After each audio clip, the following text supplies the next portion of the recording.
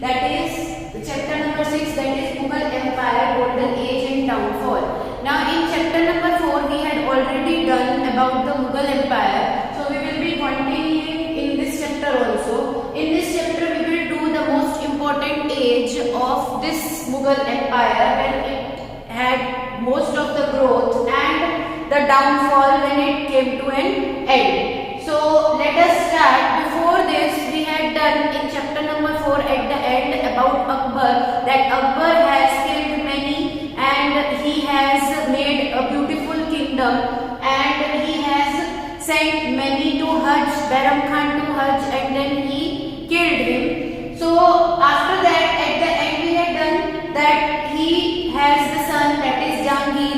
Jahangir's name was Salim before. He was against Akbar, and many things was not there in Akbar which was there in Jahangir, and that is the reason Jahangir don't want any kind of old things in the kingdom, and that's why he was against his father. So afterwards, when Jahangir has taken the throne after Akbar, as Salim, slowly and slowly when he was started conquering all the areas, at that time he was side by side got famous by the name Jahangir, as the name says Jahangir, that is the conqueror of the world. He has controlled many areas of the world, that's why many people used to say him as Jahangir. Now this date, as we all know, is the ruling period, that is 1605 to 1627 CE. Now here first point is written that Prince Khusro revolted and got imprisoned. When Prince Khusro has attacked Jahangir's kingdom, at that time Jahangir was in the stage that he was having the powerful army, and that's why when Prince Khusro revolted against him, so he got imprisoned. Jahangir put him into the jail. Afterwards Jahangir got to know that Sikh Guru Arjan Singh was helping Amir Khusro and sentenced to death. So afterwards, when Jahangir got to know that Prince Khusro was supported by Sikh Guru Arjan Singh, so what he has done with Sikh Guru Arjan Singh, he has killed him, he has imprisoned him and then sentenced him to death. Afterwards, the next point is Hawking and Thomas Roe visited India for the trade. These two people were the European people, European foreigners, travelers, and when they came to India, they got to know many things about India. Like before also we had seen many travelers, many writers used to come. So same way they came and they wanted to trade with India, because handicrafts items, many agricultural items were there in India. So that's why they wanted to trade with them. This was the important reason when the Britishers were coming to India to control it. So these were the points that started to get control over India. The next point is Noor Jahan was beautiful and ambitious. What is the meaning? Noor Jahan was the wife of Jahangir, and she was very beautiful and ambitious too, because she was very powerful and ambitious. That's why she controlled the administrative part of Jahangir's kingdom, and she controlled even many army areas and other areas also. After Jahangir, his son Shah Jahan ruled over Delhi and India. The ruling time was 1627 to 1658, and this time was the time when India has at its peak. Many things were increased from all the areas. He got up in each and everything. Like first one was agriculture is for the prosperity, and adopted Akbar's revenue system. When he was the ruler at that time, he thought that agriculture is the most important activity in India, and that is the reason let us start with the agricultural and farming areas rather than any other things. Like handicrafts were also famous, agriculture was also famous. That's why he thought so to do agriculture activity to earn income. Then adopted Akbar's revenue system. He has also adopted the same Akbar's revenue system. What we had done in the Akbar's revenue system was that Akbar used to thought that when we have to calculate any kind of revenue of land, so the quantity of production. According to that area and quantity, we will calculate the revenue as per the person. So this was the best system, because in this, if someone has less part, less land, and according to that the production will also be less as compared to the other person who will be having more land. So accordingly both the persons will have the revenue rather than there is a fixed revenue system. So it is good for the society, as society will prosper in case of agricultural farming also, and plus this revenue system also. That's why this step of Shah Jahan was the very good step for the improvement and for the benefits of the villagers. Then next one is he appointed hardworking and honest people. And again the next thing, as he has appointed the honest and hardworking people in the kingdom, and he used to say to the villagers also to do hard work in their fields. So that's why everyone used to grow up in their own fields, in their own areas. So at this time the villagers or anyone was not having any kind of problems like financial problems, any problem related to food, clothing, shelter. Many things were improved. He has made many monuments and everything was good at his time. Afterwards it is written that Shahjahanabad was built near Delhi, where he was developing each and everything in the areas. At that time he developed many buildings, and those buildings in the whole city he developed. That's why that city was named as Shahjahanabad. Today also it is there, and it was built near Delhi. So this city was having different monuments, different buildings, and the kingdoms also. Next is income and revenue was more. This point I have already told you. Because of all these reasons and many other reasons, the income was also there. Income was fully flowing in the society, and revenue was also more because of this revenue system. Next is he constructed many monuments like Taj Mahal, Diwan-e-Aam and Diwan-e-Khas. Now what is Diwan-e-Aam and Diwan-e-Khas? Diwan-e-Aam and Diwan-e-Khas are the rooms, as the name says Diwan-e. So that is the meaning is room, and Aam means the local people, normal people. So any kind of any person who is the regular person or the local people of the village, they have the meetings with the kings in this room, that is called as Diwan-e-Aam. And Diwan-e-Khas, as the name says, Khas is important. So the persons who are either from the kingdom, important people, or outside the kingdom who are important for the kingdom, they will be having the meeting with the kings over Diwan-e-Khas. These two rooms are always there in each and every fort or monument. Then next is Red Fort, that we all know, Ram Mahal, Jama Masjid, etc. at Delhi. So he has built many of these monuments at Delhi. So because of these monuments and because of many things, Delhi got more flourished and beautiful. Now after Shah Jahan, his son, that is Aurangzeb, started ruling. In this, the year that he ruled was from 1658 to 1707. Now what was what was the nature of Aurangzeb? He was a kind of fighter. He was very powerful, and he was a little bit rude than Shah Jahan and Akbar. He wanted to control more, he wanted to fight more, not like Shah Jahan, very simple, very sober, and used to indulge with everyone, used to understand everyone. He was not like that. So that is the reason. Let us start with the first point. His memory was sharp and learned languages. So that is why his memory was very sharp, because he was powerful and wanted to control.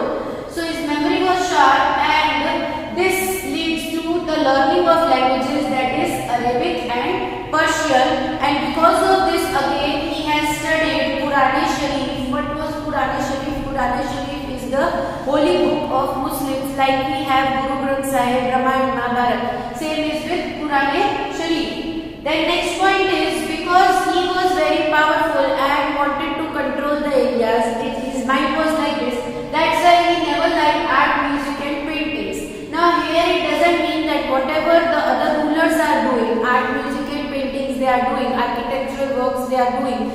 So it doesn't mean that if he is not liking, he will destroy it. It means that he don't want to make anything like this.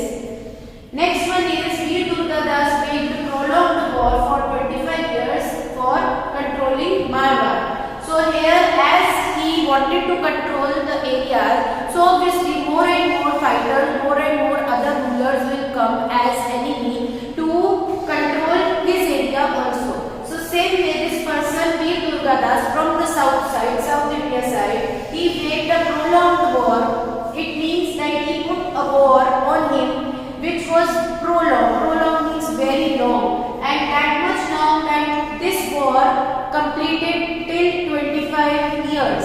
It doesn't mean that it continuously going on. In between they were taking the breaks, but then they were doing it regularly after few days or after few months.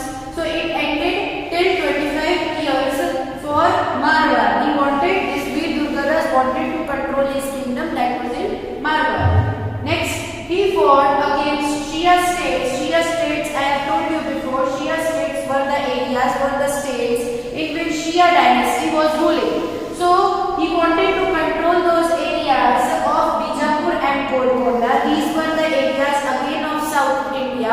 So what he is trying to do is trying to control more and more areas of South India. And for again 25 years, he tried this again for 25 years. Next is Shivaji in the south had conflicts with him. Now because he was again and again trying to control South India part and other rulers are trying to control his areas. So the person who will be powerful in the South India side, he will have conflicts with the Aurangzeb. So here same thing is written, Shivaji, that was the ruler of Maharashtra, we all know he was the very powerful and brave ruler. So he was having conflicts with him at that time, and because of this they had the war also. Next is Jats and Sikhs also revolted. Now because everyone was doing so here from the Haryana and from the Punjab side, that is Jats and Sikhs, they also, these kind of castes also revolted against Aurangzeb to control his areas and to control the other areas too. Now we have done about the famous Mughal rulers. Now let us start with their social life. How was the society at the time of Mughals, especially in the golden age? So when this golden age was going on, at that time there was a feudal system everywhere. So this we all know that at that time rulers were there. What is the feudal system? That one ruler will rule on the whole society. There is no government, but then also in between revenue system will be followed. Then we have the jewelries and clothes were there. Now because this was the golden age, we had already done Shah Jahan's time and many other rulers' time. There were different types of clothes and jewelries at the time of these rulers. Everyone was having each and everything. It was fully soft at that time. So that's why the rulers and the villagers, so they are having completely things that are useful things. Like here they have written about the rulers, that the rulers are having all the jewelries and all the comfortable things which are there in the kingdom. Now here there is one more point, that in the Abul Fasal's book he has written about this Mughal empire. So in that book he has written that the jewelries and clothes that the rulers were having and the armies, the highest position, so they were having, that were made around thousands of clothes were made for the kings in the whole year. So that much clothes they were having at that time. Everything was at the higher level. Prosperity was there in the kingdom. Now the next is Gujarati traders started business. Now everyone slowly is going to develop, going to prosper. So that's why from the areas of Gujarat also many traders have started exports and imports of many things. Then we have festivals were celebrated with the grandeur and pomp. It means that at that time many festivals were celebrated in the grand level, and grandeur means the grand level and pomp means very much energy, very much zeal and enthusiasm. Like the Shara at that time was celebrated at the foreigners were not allowed to take the wealth. Especially they have written this because at the time Europeans and many started trade system. So that's why the foreigners were not allowed to take any kind of money or gold from India. So afterwards the Britishers started to take the money slowly and slowly when they became weak. The life of people, let us start with the economic condition of the people. Economy means the whole financial system of the whole India or of the whole country. So at that time, different, like right now we have different units like kgs, gram, milliliter, liter. So at that time there was a unit that was ratal. That was the measurement unit, and it is written that 55.5 ratal was for the one man. So the meaning is that each and every man, each and every person will get 55.5 ratal food items. Only this, not more than this per day. So this was the measuring unit for each and every person. Then next one is shawls from Lahore, dhuris from Fatehpur Sikri. Now why all these things are written? These things are the things that the people used to make in the villages with their hands, handicrafts items. So these were the things that at that time they used to have business from these things. So these were the famous things at that time. Shawls from Lahore, right now also they are very much famous. Dhuris, what are dhuris? Dhuris are the carpets or the mats. So these were famous from Fatehpur Sikri. Then we have cotton cloth from Gujarat and muslin cloth from Dhaka. Muslin is the cloth which is very much lighter and very much softer than even silk. If you will take this muslin cloth and you will put it inside a ring, the ring finger. So at that time, if you will take it from one side and take it out from the other side, this cloth will easily move out from the ring. Next is exports and imports from the Surat. At that time, the trade is very common. The handicrafts items were there, agricultural things were there. So that's why the exports and imports were mostly made from Surat, Bharuch, many other areas, and Bengal ports also. We had done this, that Bengal is having different areas, different ports. So that's why this Bengal system was very famous. Then the villages were self-reliant. What does it mean? Self-reliant means they are self-established, because villagers were producing their own handicrafts items, their own food items, or whatever they can make by their hands. So that's why they were self-established, they were self-independent on them. Now let us move to the next topic, that is art and architectural works and literature. Now we had done about the architectural designs and arts, paintings. Now here we will do little bit detail of them. There were grand palaces. At that time the Rajputs, the Mughals, everyone used to have the grand palaces, especially at the time of Mughal. They were having very much big atmosphere, they were having very much big palaces, monuments, like gardens were also there, then fountains were there, where many of the more of the rooms were there in the monuments. So that's why, as compared to the other times, their time was having the grand palace. The next one is Hindu styles were mixed with the Islamic. This we had done before, that each and every time whenever the monuments were made, especially on their times, Akbar and many other rulers were having many Hindu persons also in their kingdoms. They used to support Hindus, they used to support Rajput rulers, and that's why they are having the mixture of the Hindu styles and the Islam, the Muslim styles of architecture. Like they were having in the normal Hindu temples, they were having domes on those temples. So it's a form of mixture of Hindus and Islamic styles. Next one is Shah Jahan was called as the constructor of the palaces, because Shah Jahan has made many beautiful monuments. This we had done before in the paragraph of Shah Jahan, that Taj Mahal, Red Fort, Diwan-e-Am, Diwan-e-Khas, Ram Mahal, and many other monuments he has built. So here now, after making these kind of bigger and famous monuments, he was called as the constructor of the palace. Next, he patronized artists and arts. Shah Jahan used to patronize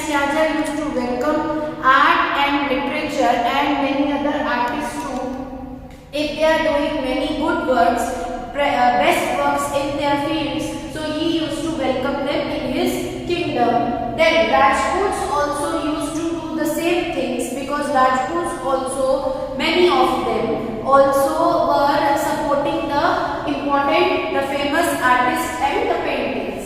Next is related to literature. Literature was there and Sanskrit books were translated. Now many books were written at that time. They became famous too, like before this paragraph we had done for Abul Fazl's book. So in that we had done related to the Mughal Empire. So the main things are the poems and the many other story books were got famous at this time. So that's why the literature book also got famous.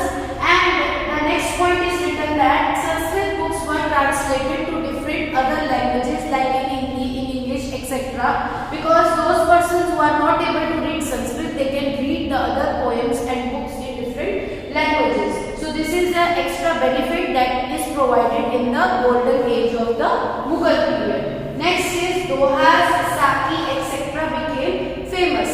Now Doha, Saki and many other things, many other writings of Rahim, Kabir, etc. that you are already doing in other subjects. So these became famous at that time because of the literature work. Next is Tavernier and Bernier visited India. These were the two again new travelers who visited India to see each and everything. They visited and they had written many things related to India. The trade facilities that are going on, the handmaids, handicrafts items that the people used to make, the festivals and the many financial, economic condition and each and everything related to the Mughal golden age, they are written in their books. Indian textile was also mentioned by them. Specifically, they have also mentioned an extra point, that is Indian textile, that is cloth industry. So they have mentioned that many clothes were made by the people, like we had done before, dhunis, shawls, etc., muslin cloth, cotton cloth. So these all things were also written by the Tavernier and Bernier in their books. Now after the Shah Jahan time, as everything was stable in the time of Shah Jahan, financially everything was controlled. But after Shah Jahan, there was the time of Aurangzeb when everyone used to have disputes with each other, especially with Aurangzeb's policies. So that is the reason that Aurangzeb's time has made a little bit downfall, slowly and slowly. He made a little bit downfall in the Mughal Empire system. So here it is written that Aurangzeb's policies proved fatal. Fatal means they proved wrong. In case of many rulers, whenever he was trying to control each and everything according to his rules, according to his policies, then rather than controlling, it got uncontrolled by all these policies. Rather than controlling the situation got out of the way. So same thing is written, he was not able to control the administrative system, the army and many other things of the areas, and he struggled. So that's why he struggled a lot with each and everything in the kingdom and the outside world. Now here, because he was struggling and many rulers from north and south side, they were coming to control his area,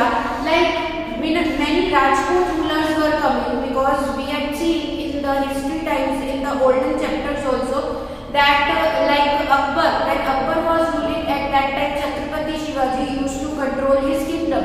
So the Rajputs were always there to control the Mughal areas. Same way, a person from the Mughal Empire, from the Rajputs, from north side, he tried to control his kingdom. That is, the name of the person was Veer Durgadas. Again, he was a powerful person.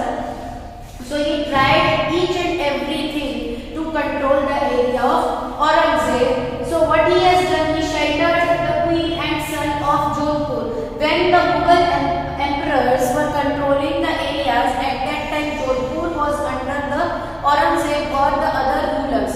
So at that time, Jodhpur was without the king because the king was killed. So afterwards, Jodhpur was under the control of Veer Durgadas because the queen and the son was without their father, was without that's why Veer Durgadas started controlling, capturing the areas of Jodhpur.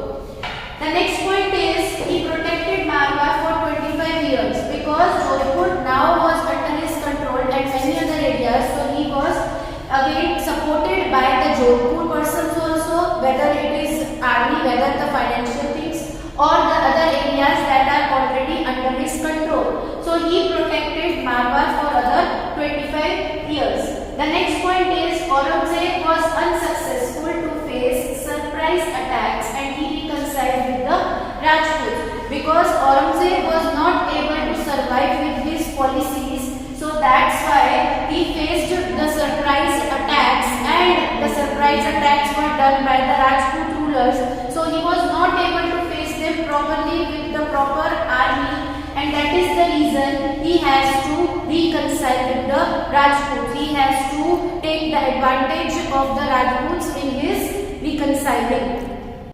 Now, there we had done about the North India, about Veer Durgadas. Now we move to the south side, that is especially Maharashtra, that is Chhatrapati Shivaji. He was the brave and the most powerful ruler, and here he was the controller of Maharashtra especially. So here the Marathas were against him, and so Bahmani Sultans enjoyed Jahangir because they were, this Chhatrapati Shivaji was the king of Marathas and Marathas were against the Mughals.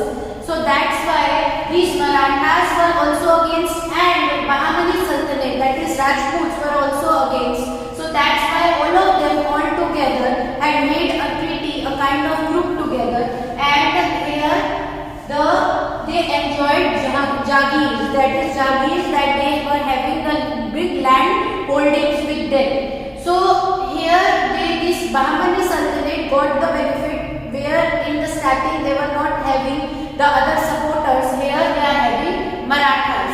The second point is Shivaji Bhosle learned self-respect. Now this Chhatrapati Shivaji, the name was Shivaji Bhosle before. So he has learned many qualities from the mother and the grandfather. So the qualities were self-respect, fearlessness. Fearlessness means there was no fear, and brilliance. Each and everything was brilliant under him. Maybe power, maybe control, maybe army, each and everything. So all these three qualities he has learned from his mother, and the administration from his grandfather, how to control the administrative part, how to manage each and everything in the kingdom, that he has learned from the grandfather. Many things he used to do. He got the crown afterwards, after all these things when he has learned. And the crown, after getting the crown, he has controlled many areas. So he captured Bijapur, Torana, Chakan, Purandar and many other areas after getting the crown. Next is he worked hard because he is like this, he has having many qualities, and that's why he has worked very much hard to control the areas, to improve in his kingdom, to extend the empire and form the cabinet of 8 ministers. So because he has extended more and more empire, afterwards he has also formed the cabinet, the group of 8 ministers in his kingdom, which was not done before by any other king. Right now in the government system we are having the cabinet system. Before it was not there, but he has started this at that time. Now let us move to the last topic of this chapter, that is the end of Mughal rule. Now as we had already done that many rulers, Veer Durgadas, Chhatrapati Shivaji, they were coming from the south on Aurangzeb. Aurangzeb is not able to control anything. That's why in the south side Aurangzeb's control was becoming weak, and already in the north he was weak before. Now the first point in this one is Mughal army got tired to fight against the Marathas for 25 years. Each and every time when the Marathas were coming slowly and slowly, so this Mughals, every Mughal, especially Aurangzeb, they got tired, the army got tired, they became weak for fighting against the Marathas for 25 years. Slowly and slowly each and every Mughal started fighting for 25 years, and now they became weak. So Aurangzeb moved towards the south. From the south he moved towards the north, and again to north, south. He was moving again and again everywhere so that he can control any area. So, but he was not able to because he became weak and financially, and the army also became weak. There was no capable ruler at that time because after Aurangzeb, as the decline started, so slowly and slowly each and every ruler was not that much capable to control any of the area like the other Marathas. So that is the reason it started declining from 1707 CE. So after this, slowly and slowly declined, and the Marathas started controlling. After Marathas, after one and two or three Marathas, the other Britishers, other travelers started to come under India and started to control. So that was the British time after the Marathas time. So this was all there in the chapter. We had done about the other Mughals, that is Jahangir, then Shah Jahan's time was there. Then we had done about the powerful policies of Aurangzeb, the controlling powers. Then we have done about the society, the social life of the people, the economic condition of the people. Then we had done about the literature part, about the different areas that Aurangzeb was trying to control in the South India. But afterwards we had done about downfall, that is from Veer Durgadas and from Chhatrapati Shivaji, that came and fought against the Mughals. And then at the last we had done about the end of the Mughal Empire. So that's it for today. And